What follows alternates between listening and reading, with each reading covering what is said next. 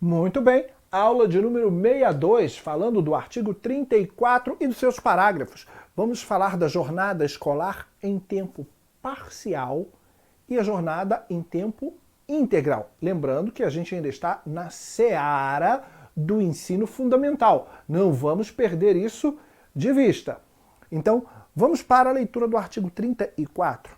Ensina o artigo que a jornada escolar no ensino fundamental. Não é no ensino médio, não é na educação básica, é no ensino fundamental. Ela incluirá pelo menos 4 horas de trabalho efetivo em sala de aula, sendo progressivamente ampliado o período de permanência na escola. Sabemos que, se levarmos em conta uma jornada de 4 horas diárias, dividida, na verdade multiplicada por no mínimo 200 dias, teríamos aí as 800 horas mínimas estabelecidas por essa lei para o ensino fundamental, sendo progressivamente ampliado o período de permanência na escola para o período integral, por óbvio, que é aquele de no mínimo 7 horas. Se eu levo em conta 7 horas multiplicados por um mínimo de 200 dias, eu teria aí pelo menos 1.400 horas de efetivo trabalho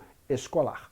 Ainda falando das regras do ensino fundamental, o 34, parágrafo 1º, ensina que são ressalvados os casos de ensino noturno, óbvio, e das formas alternativas de organização autorizadas nesta lei. Hammurabi, me dá um exemplo de uma forma, o ensino noturno eu consigo visualizar. Me dá um exemplo de uma forma alternativa autorizada nessa lei que faria com que essas 4 horas de trabalho, no mínimo diárias, não precisassem ser respeitadas. Tá aí, ó.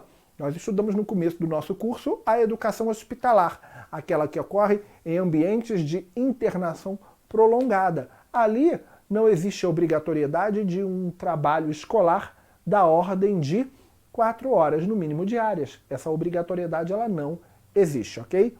Muito bem. Vamos aqui para a análise dessa questãozinha, só para ver se você prestou atenção no que eu falei até agora. Dá uma pausa, lê, julga se o item é verdadeiro ou falso e vamos à correção. Pausa. Muito bem. Liberou a pausa, podemos ir à leitura do item. Segundo o artigo 34, parágrafo 2º da LDB, a educação básica será ministrada progressivamente em tempo integral, a critério dos sistemas de ensino. O item é verdadeiro ou falso? Por óbvio, se você prestou bem atenção, o item é falso. Por quê? Porque essa educação será ministrada progressivamente em tempo integral. Essa regra não vale para a educação básica. E é o que eu estou frisando para você desde o começo dessa aula. Estamos no artigo 34, estabelecendo regras para o ensino fundamental. É o ensino fundamental que será ministrado progressivamente em tempo integral a critério dos sistemas de ensino, segundo o disposto no artigo 34, parágrafo 2º. Mas, Hammurabi, o ensino médio também não tem uma regra dessa? Tem, de fato tem, mas não está no 34, parágrafo 2º. Por isso que é muito importante para você que vai dar aula memorizar, sim, o que determinados artigos falam. O artigo 33 fala de ensino religioso. O artigo 9º fala das atribuições da União em matéria de educação. O 10, as atribuições do Estado, dos Estados membros da Federação. O 11, das atribuições dos municípios. O 15, fala da do progressivo aumento das autonomias pedagógicas, administrativas e de gestão financeira. O 19 fala da divisão do ensino em categorias. O 34, parágrafo 1º e 2º, falam da ampliação